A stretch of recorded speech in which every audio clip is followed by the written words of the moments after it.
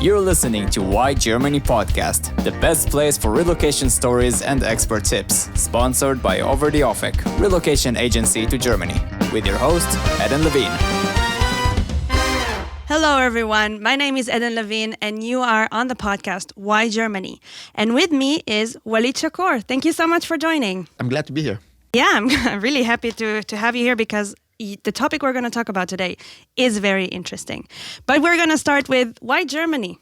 So why Germany? Why did I come to Germany? It was 2003 and I had just finished one of my first degrees before coming to Germany. I was looking for something to do, something that I can do for a long time. And it was my father's recommendation. He said, go to Europe, get the European mentality. I said, try Germany.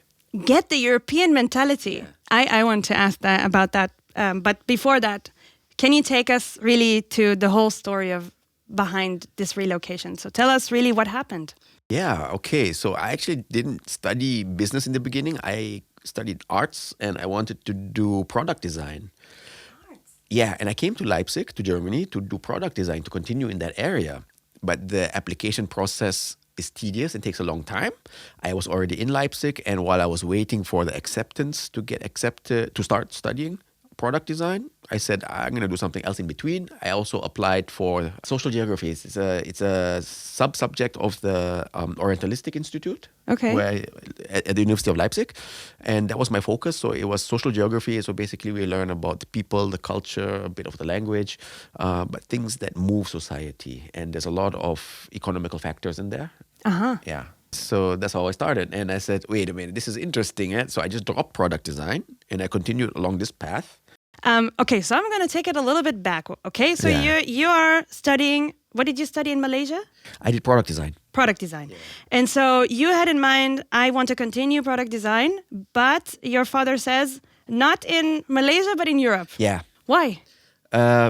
Exactly, as I mentioned, is to get the European mentality so that it flows into the design. Like, Germany is very well known to make things of high standard, high quality. The look, like the cars, right? People can recognize immediately. That's a BMW, that's a Mercedes-Benz, right? So Germany as a design nation also, right? So Bauhaus is also well known. The East here, that also brought me to the East, not to the west of Germany. So I was trying to stay in this mindset, product design, East Germany. So is this a common thing in Malaysia to think about, hey, Germany, European mentality is better, or is it you should aim for that? Well, Malaysians do go abroad, study. They come back, though, to Malaysia. But most do not do the way I did. They usually come as an engineer or to study engineering, to do something in the automotive sector. When I tell a Malaysian or someone from Asia that what I did, they're like, wow, that's so uncommon. Yeah, this is not the common route you need to take. So so what brought you to Leipzig in particular? That's a very simple question to answer because I needed a visa to study in Germany. I went to the embassy and the lady must have been from Leipzig. She recommended it. She said, go to Leipzig. Oh, yeah. How convenient. Really. Wow. And like this is a place where product design, everything around this is fitting. Well, I knew about Bauhaus and I knew it was in the East. Right, but I didn't know how far it was exactly from Leipzig, so I was kind of happy to be in the East, yeah. But I wanted to study at the Hochschule für Grafik und Buchkunst, the HGB for short. HGB, here. Yeah. Genau, that's where I applied actually for product design. Wow, and so you came to Leipzig and... I mean, that was 2003. 2003. So, yes, time flies. Yeah, around 21 years ago. Wow. I've been here for so long. Yeah. So tell us, how was it 21 years ago? Yeah, actually, I came to Germany without knowing a single word of German. I just, jumped into it and I learned German here. I took a course. Leipzig has changed tremendously in that time. It's become a very magnificent place to live in. It was also magnificent back then, but the way it has changed now, it's really different. It's a nice place. They call it Leipzig sometimes. Yeah. I've heard that. It really works. I mean, nowadays, the amount of people who are coming here, I don't think anybody in 2003 would have imagined that it would look like it 21 years afterwards. Exactly. So you decided eventually, because it took for so long to apply, to go to an MBA. No, it wasn't. Not the social. The social geography social thing. geography. It was my bachelor's degree. Right. It was a totally different area, so I had to do another degree. So basically, I just dropped product design and went for the bachelor's degree in that area. Right. And where it continues from there. Yeah, so did that. I think it was 3 years, right? So after 3 years bachelor's, I was thinking about maybe leaving Germany. There was the economical crisis around that time, 2008. Mm-hmm.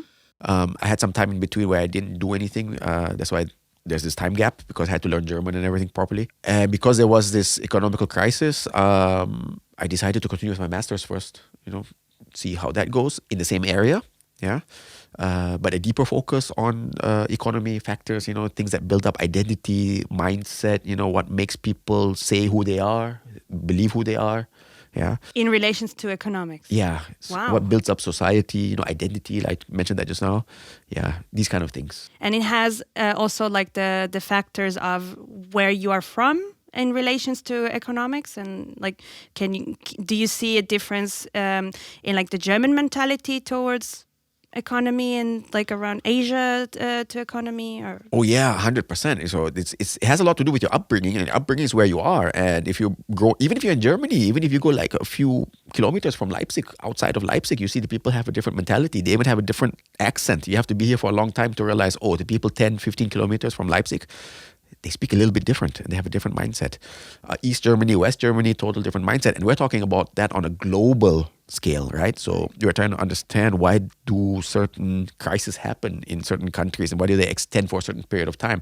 Why couldn't they get solved when we have so many smart people in the world and so many resources, right? We have money without actually anything to worry about, right? There's food, we have overproduction, but still somehow there are crises and things are not solved, and also like a lot of people are telling about how the mentality when it comes to Germans, when it comes to financial mentality, is so conservative. Yes. And that they're reserving everything as if something is going to happen, and that I imagine this goes back to like Second World War and the history, and somehow in relations to that. I would believe it is that way. After I finished my master's degree, I found a job relatively quickly. So I'm currently working since then as a business consultant, where I advise people how to start a business properly, how to go about the bureaucracy and so on. And a lot of my clients, most of them are Germans, but I also have a lot of migrants, and there I can compare this mentality, that mentality. And it's like you said, the Germans are more, I don't know how you put that properly, but they're more relaxed. They're more relaxed. Yeah. Okay. They're so laid back, Yeah. They're stressed in a way, but they're laid back because they plan. They take a look at it, they read the documentation, the paper, the forms, whatever there is to read, and then they make an informed decision. Really? Migrants, usually, they would say, it's time to start, and they start. Right. They'll go 100 miles an hour. Sometimes they hit the wall, sometimes they don't. But they do what they want to do relatively quickly in comparison to Germans. Wow. So you're saying basically that that what they are doing conservatively is rather saying they're taking the time to learn everything they need to learn, but they go for it. Although we know, I think both of us know, that if you're asking the normal German, would you rather be employed or being self-employed, they would go towards employment like every day of the week. Obviously, we're going to talk about expats in a second, but we know this mentality is really, really not risk averse. Yeah. So even if they are thinking in relations to self-employment, then it's also very much risk averse. Not risk averse. Not risk averse. Yeah. So it's. I'm actually quite shocked that you're talking about like Germans being relaxed around like self-employment. It's like I said, they're relaxed in a way, but there's a certain stress to it. Like they have to really be sure about it before they start it. But they get peace of mind by knowing that they made a business plan, for example. They've really studied the market, and then they say, okay, now I can see I have a sense of security to start this up. And you said it, they would prefer employment over self-employment. We see the numbers of people Germans starting up businesses going down a lot, massively. Still. Wow. It is not getting better. It's not improving. The market is also very well. So the job market is also very well at the moment, that people can find a job quite easily or relatively easily. And therefore you see people are preferring employment over self-employment. Yeah. And I think it's now not really declared, but it's somewhat of economical crisis. So the tendency is always towards like employment and Yeah, in that at the current direction. situation that we have with the high inflation, people want money or they need money to survive And on. now. And now, correctly, if you're self-employed, it's quite uncertain. You don't know if your client's going to pay. You don't know if you have any clients at the end of the month that are going to pay. You have to first acquire the customers. So there's And you don't want to rely on whatever it is the government is helping with when it comes to self-employment. it's not enough. It's not inflation adjusted anyway. True. It's something, but well, maybe not enough to encourage the Germans to go towards this adventure. Somewhat. But I remember that you spoke at some point about how expats are kind of forced into opening a business in Germany. Yeah, it depends on where you're from, right? But in general, right, the expats when they come to Germany, they don't have the language skills or not proper language skills. Even if they speak German on a high level, they still have to understand the business mentality here in Germany or the cultural mentality at all. So getting employment is not that easy sometimes for a migrant. Of course, where you come from also plays a role. People may think that, can this person really deliver? How's the quality of the work? If I hire this person as an employee, what other problems might I have?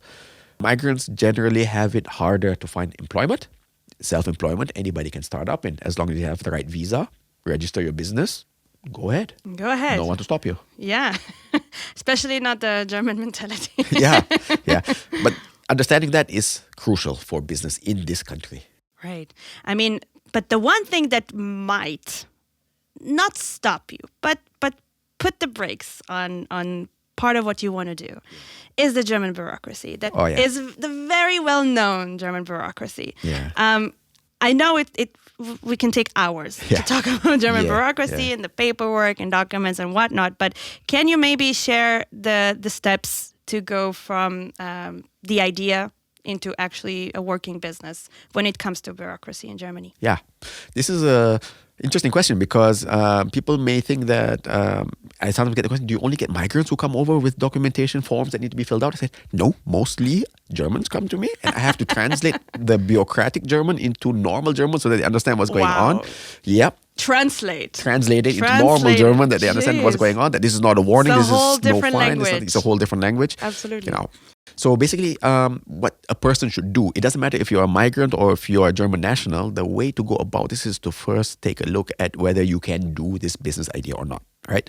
What does this mean? There's a legal aspect to it, but there's also a personal aspect to it. The personal aspect is simple. Is it something you want to do, something that you can do? Do you know how to go about running a business? Do you have the business know-how? Do you have the know-how the soft skills to work with people, right? Because you have to work with clients, with customers.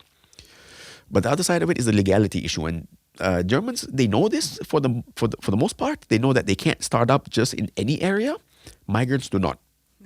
They may be doing something their whole life in their country. It doesn't matter where you're from. Recently, I had someone from Australia come over, a very nice lady, and she wanted to bake cakes. And she looked like someone who could make really good cakes. But I had to tell her, unfortunately, that she's not allowed to sell cakes in Germany, bake herself and sell. She can buy and sell, but she can't bake it herself and sell, because she'll have to have a certain qualification that is recognized in Germany. The best way or the easiest way is to have the Meister, that's the German one, or she has something from overseas that is recognized in Germany. So for those who don't know, like when you have a Meister title, it's basically you have the license to operate in a certain area. Field or in a certain area. Yeah. And she didn't have this, and she didn't have any education from Australia that could prove that she had learned culinary arts or something like that. So there was a no-go for her. She had to, at her age, she was in the late 30s, she would have to, study for 3 years, invest at least 3 years of her life in German to get this Meister qualification to allow her, Konditormeister as you would call it, to allow her to start baking cakes and sell it on the open market. Yeah, I mean, I had the same discussion with my hairstylist.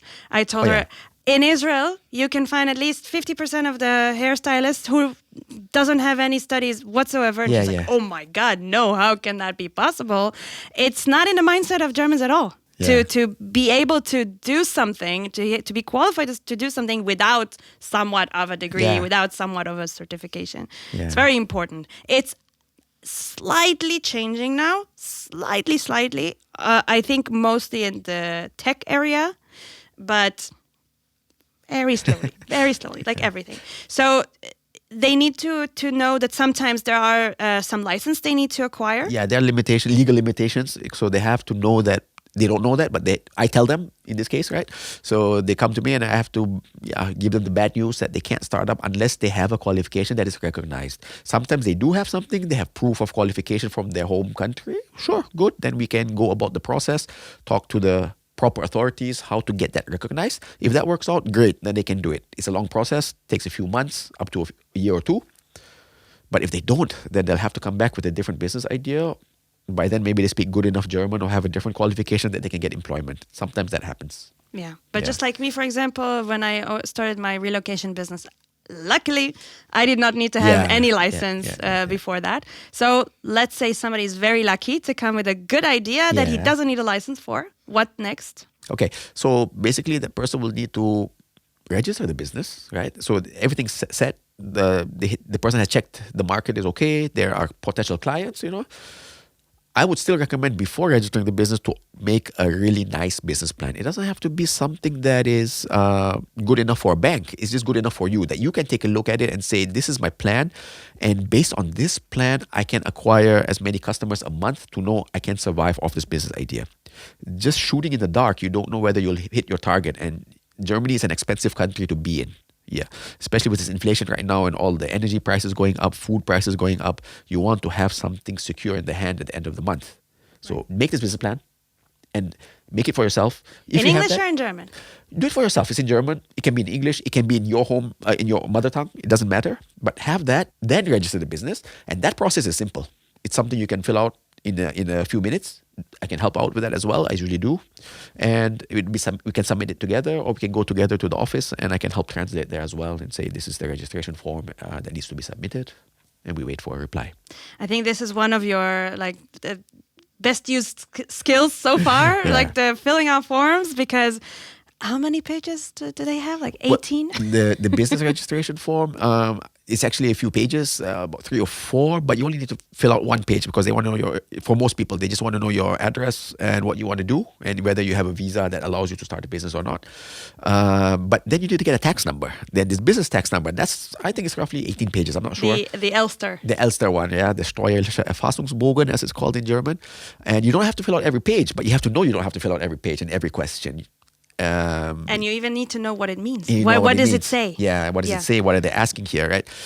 If you fill it out wrongly, then you'll be paying for certain taxes or submitting certain taxes that you maybe don't need at all. Or you will be forfeiting the reimbursement of certain taxes without knowing it.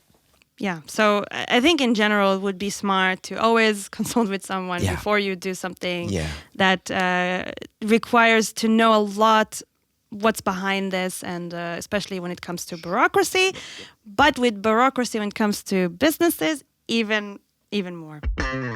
If you want to learn more about relocation to Germany, look for Over the Ofek on Instagram, Facebook, YouTube, and LinkedIn. I wanna talk a little bit about what is it that you do, because I met you through the course of the EGZ. This is the place where you're working at, which is a place that is having you're consulting businesses, German, not German. You have also the reason I could come was that the course was in English, or you would translate it from German to English. And I think this was very, very helpful when it comes to the knowledge and even gaining confidence to start a business as an expat. Yeah. I want to know from you, what is it that expats are having challenges with?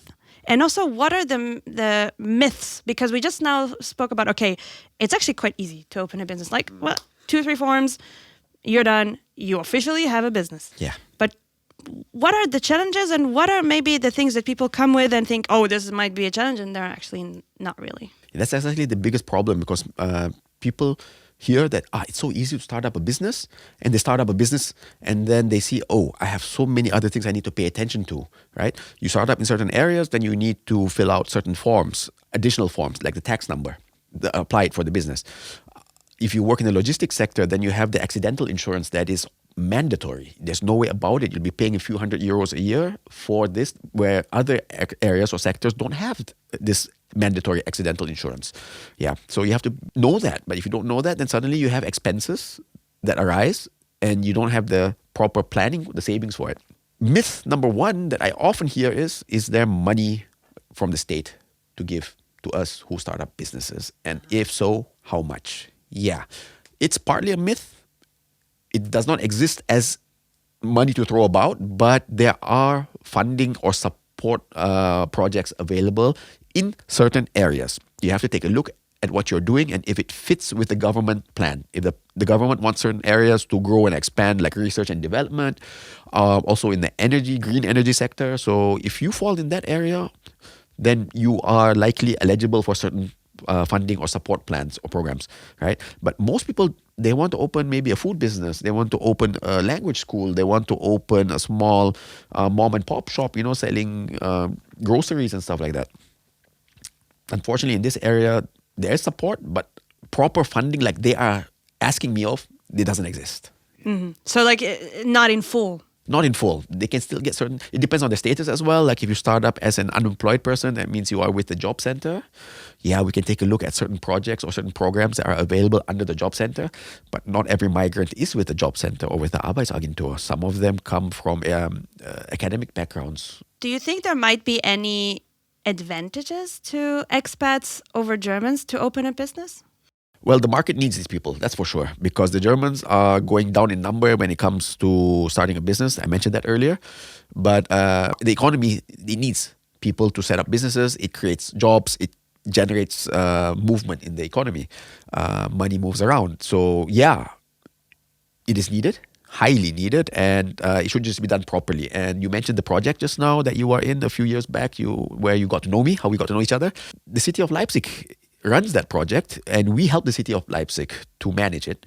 And I'm one of the consultants there. The idea behind this project is that the people set up their business properly, because people who get proper advice are more likely to succeed in their projects, in their business projects, than people who just, hit the ground running and hope that it will work. Yeah. Yeah. So like cross the fingers and run with it. That's not really a good instrument to work with, crossing your fingers and going, Probably not. Yeah. But we give them the proper information, mostly in English, also in Arabic, and also in Russian. These are the three main languages that people come with. But there are other consultants that can help with in other languages. And we are also open for people to come over with, what you call that again? Dolmetscher is... Interpreter. Interpreter, correct. Right. Yeah. Yeah, so...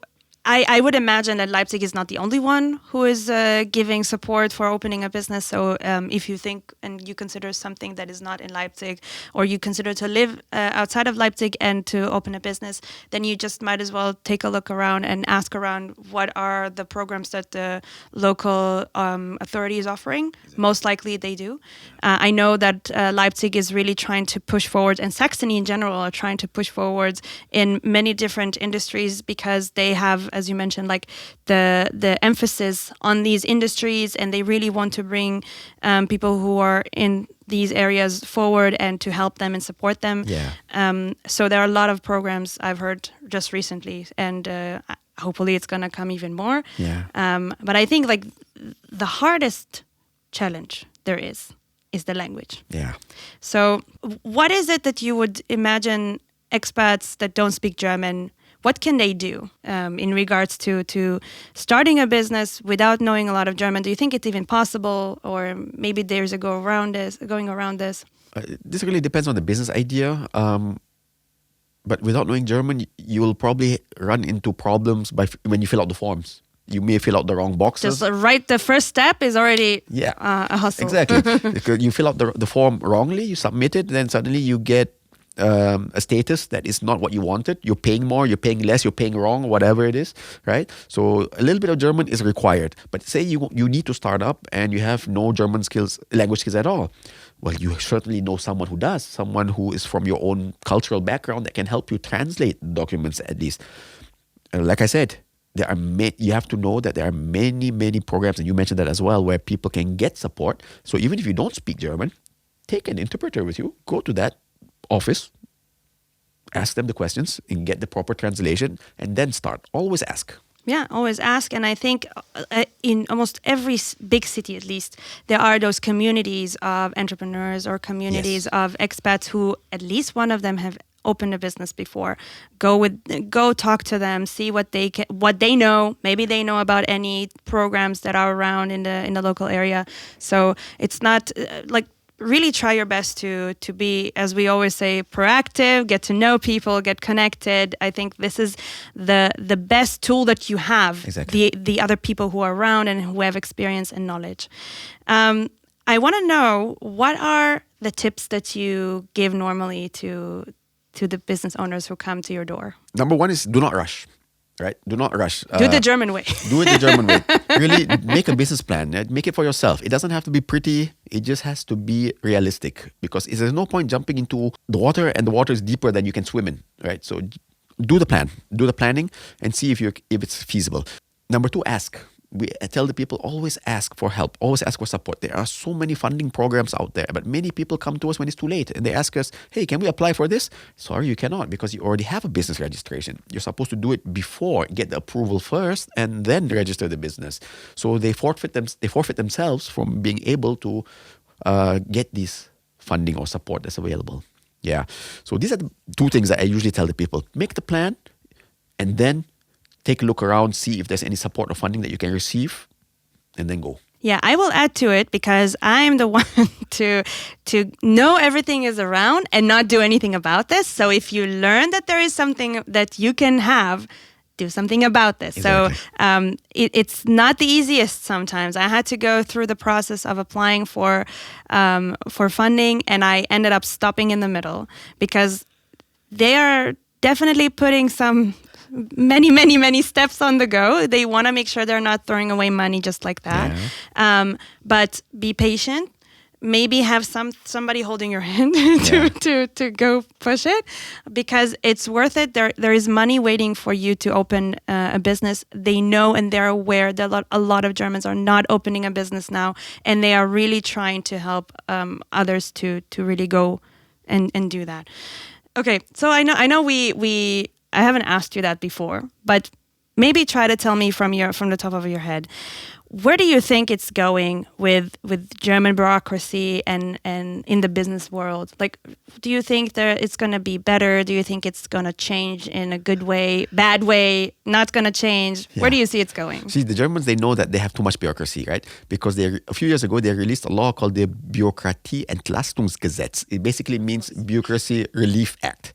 So to reduce bureaucracy, they made a law, a regulation, or an act in this case, to reduce bureaucracy, which means there was more paperwork being involved in the process. And this thing is regularly updated. Last time I checked, we're on the 4th update or the 4th version of this. So that tells you the mindset of bureaucrats in Germany, right? So you want to reduce bureaucracy, make an act, you create more bureaucracy. Yeah, more hurdles. But the laws are not bad. Just because they make more laws doesn't mean that things are getting more difficult. Actually, they want to reduce paperwork. They want to make things more faster, streamline things. That's what these laws are there for. Or it's not really a law; it's a regulation or an act. There's improvement. They make things a whole lot easier. And of course, now after Corona, things change a lot. You can actually ask for it sometimes. You don't really have to submit anything. So see if your business idea qualifies for anything at all. And they say, yeah, sure, come and apply properly, submit some paper. This was unthinkable before Corona. Before Corona, they would want you to submit, do all the work, and then maybe get a reply, yes or no. Things are more approachable after Corona. Right. Less bureaucracy. Friendlier bureaucracy. Friendlier. Yeah. I from some reason, because I'm a business owner as well myself now for some time, I have the sense or this feeling that they are not really still that much welcoming when it comes to a business owner, because there are a lot of laws and a lot of bureaucratical processes that if you're coming and saying that I'm self-employed, then they're looking at you kind of like, are you nuts? Or kind of like, oh, you're a risk. Then we don't want you. So, am I just imagining this sense, or is it really real? And is that also maybe changing, you think? It has to do with the German mentality for sure, that they see self-employment as a type of risk. Also, it's very worrisome for the economy if too many people start up a business, because most self-employed people in Germany do not need to pay the full social securities. They just pay for the health insurance. Depending on the area, they may pay another type of social security, but most people just pay for the health insurance. Yeah, no pension fund. Not pension. So there's no pension fund, no care insurance, no accidental insurance. Depending on your area, there's no unemployment insurance. So you can become a burden, a liability for the state if something happens to your business and you've never paid into the social security. So they prefer you to have something that is secure. But if you start a business with high potential, with good potential, then of course they see, okay, this person can be supported, can get help. The treatment may be different in this case, because if you make a lot of money, then you can fall back on the savings that you have, just in case, right? So you're not a burden to the state. This is the worry part. And we see this in the politics. The German politics have been talking about this for ages, that they want to make it mandatory for self-employed people to pay in the social securities as well, just like people who are employed. Wow. They have been talking about this for years, but it has not been set in stone yet. They have more things to worry about, like the donor prices. Yeah. If you saw that. All right. So I said a little bit about what the company you're working with is offering. Could you maybe share a little bit more? What is it you offer, and how can people find you? Sure. So the company's name is EGZ, short for Existenzgründerzentrum GmbH. It's been in Leipzig. It started here since in 1994. So it's been around for over 30 years now. Of course, I wasn't there when it started. I was still a small kid at the time. That would be something. No, I started there around 11 years ago. And what we do is we help people start up businesses. So people have any questions regarding business, how to start up, how to run the business, how to properly manage the business, be it hire a manager, get more employees, do the proper marketing, how to update their marketing. People talk about online marketing a lot nowadays. It's not just handing out flyers anymore, but also things. It's still, yeah, but not anymore. Not so much, but it's still. Some areas need flyers still. That's true, yeah. But we also do stuff where people say they want to let go of their business. Let go in the sense of they may say, I'm too old, I need to find someone to take over, or the business needs to be, I want to sell the business, I want to exit, or I just want to close, I want to leave Germany, I want to retire, or whatever. We help in that area. To keep it in one sentence, it's very easy. Any business-related questions, we are there for you. And they are there for you. I think really, I always have you in mind whenever somebody's coming to me with a business question.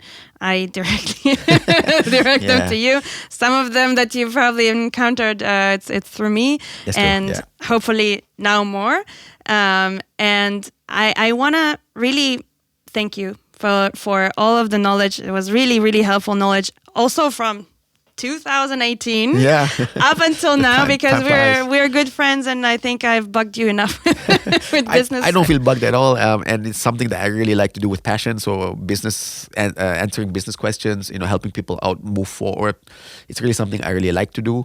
And out of these types of programs, I've made a lot of good friends, you included. Yeah, I'm so happy about that. So thank you so much for coming and for sharing your knowledge. And I hope for the crowd who is coming to Leipzig that they will get to know you as well. You're lost if not. So thank you so much for joining me. It was great to be here, and I wish you luck in your business. Thank you very much. All right. Thank you. We hope you enjoyed listening to this episode of Why Germany. If you want to learn more about relocation, make sure to visit overtheoffic.com, your relocation experts.